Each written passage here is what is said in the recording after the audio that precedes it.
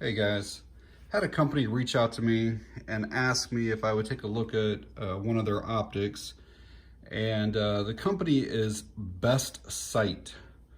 And if I had to guess from the box and stuff, I would say that they're probably a company that's affiliated with like Penti or Faiachi or the TWOD. A lot of their boxes look the same.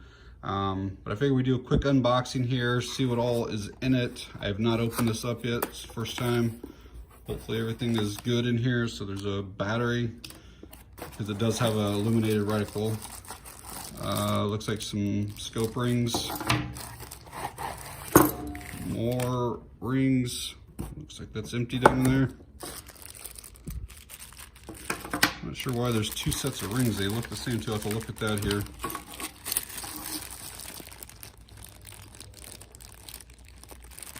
Oh, I see why. It looks like one of them has like for a dovetail, and then one's like a Picatinny. So it's nice that they give you a couple different sets of rings. And let's see what this is like.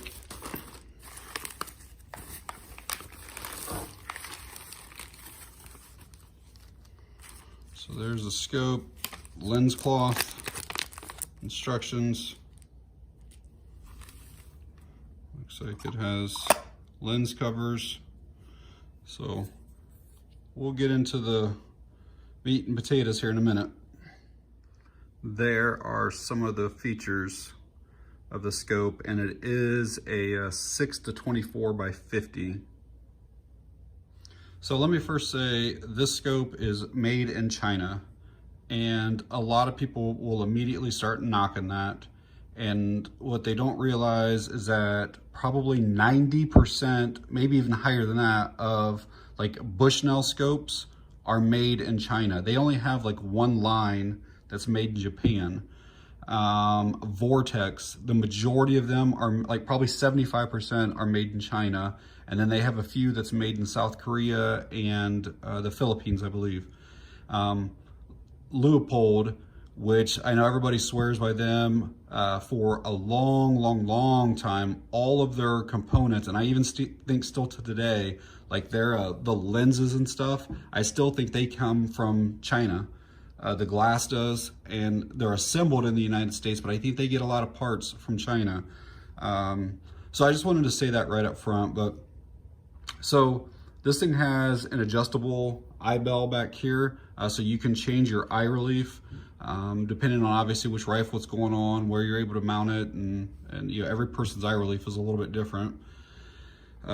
Here is the controls for your brightness for the illuminated reticle. You've got 5 for red, and it should be 5, I assume, 5 for green. Up on top here is where the battery's gonna go. So you just twist that off. Show you here real quick. Down below that is for the magnification. And again, it's a 6-24. So you can zoom that all the way in. I'll put the battery in here in a bit. So moving on up, got like a 1-inch tube. So it fits pretty much most scope rings. The turret covers here are manual, no tools needed, no tools to adjust them. What's it say there? 1/8 inch was 1 click at 100 yards. For the most part, the threads feel okay. They do feel like they could use a little bit of grease on them, but overall they actually are pretty smooth. It's not like there's a bunch of grinding or anything like that. They just feel a little bit dry. And then moving on up, you can go all the way down to 10 yards. I'm not sure if this one goes to infinity or not. So we got 20, 30, 50. Yeah, it does go to infinity. So you can go to 150 and then beyond that, and then it locks in place right there, won't go any further. So pretty nice on that. The one thing I will say is as soon as I picked the The anodization on this actually feels really nice. I don't have any issues with anything on the scope so far. Again, it's just, I've only held it for a few minutes here. But I will say that these covers feel like junk, cheap plastic. They're like super, super flexible, and just the color of them and the appearance of them feel different than most lens covers. But just kind of wanted to point that out. I don't see any issues with them, but they just feel like super flimsy. I did want to point out on these scope mounts that they do have like this little piece of fabric down on the bottom of these so that it does not scratch up the scope, which I thought was pretty decent. I'll see how these mount here in just a minute. I've had a bunch of these, what I kind of call cheap or budget scope mounts. Once you go to put it on the scope itself, that the screw holes don't want to align correctly, and you end up kind of like wallowing them out a little bit. So we'll see how this works out. So I'm getting the mounts on here now. And what I usually will do, and most of you guys probably know this, is go like in a cross or a star pattern.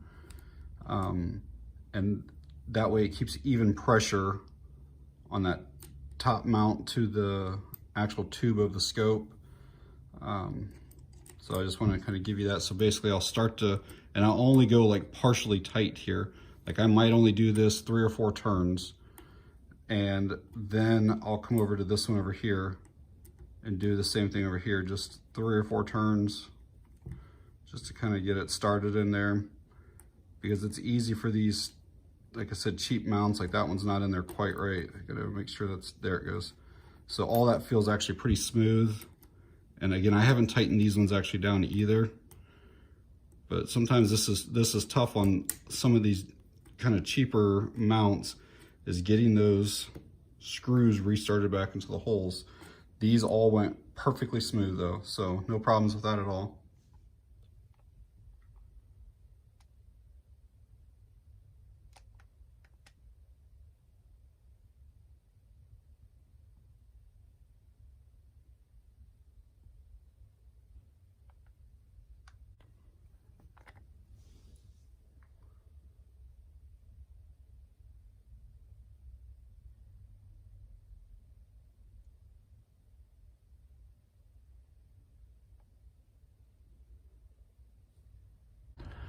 All right, guys, out at the range today, checking out this BESTSIGHT 6-24 by 50 scope. This is my setup.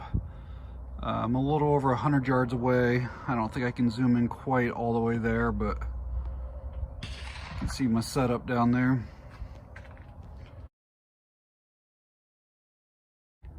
So initial thoughts on that BESTSIGHT is I really like it so far. The glass is really clear. These are my first like 4 or 5 shots down here in this lower right. I adjusted a little bit too much and was kind of up in here, and then these are my last 10 or so. And with the 22 from 100 plus yards, I'll take that. That's pretty decent for me. I'm no like expert shot or anything, but again, like you can see how far away I am, and yeah, it's a pretty decent little scope for 50 bucks. So it may have been hard to tell right there on the range, but these targets are actually somewhat small. And so like my hand fits basically the entire area there. So putting all those shots in there is pretty decent with the wind that day. I think it was a steady 20 to 30 mile an hour wind. So yeah, I just wanted to give you a context of what the size of that target area is. Yeah, so I was actually fairly impressed with this out to the range. The glass is very clear. It's sighted in easily. Held 0 throughout the day when I was shooting. According to the manufacturer, it is shock proof. It's fog proof. It's waterproof. Couple little complaints that I would have. Again, the lens covers, lens caps. About the only thing they really, I think, would do is keep these kind of somewhat clean from getting dust and stuff on them. Like I feel like if something were to hit this, like it's plastic, and it would just go right through that. So they are kind of cheap on that. Another complaint that I had is to turn on the red and green. Now this may get easier over time, but this is super stiff. Like it takes a ton of effort to get those to change. And there's been a couple times I've went to go and I've actually loosened up the battery cap thing there, just because it's so tight to turn that.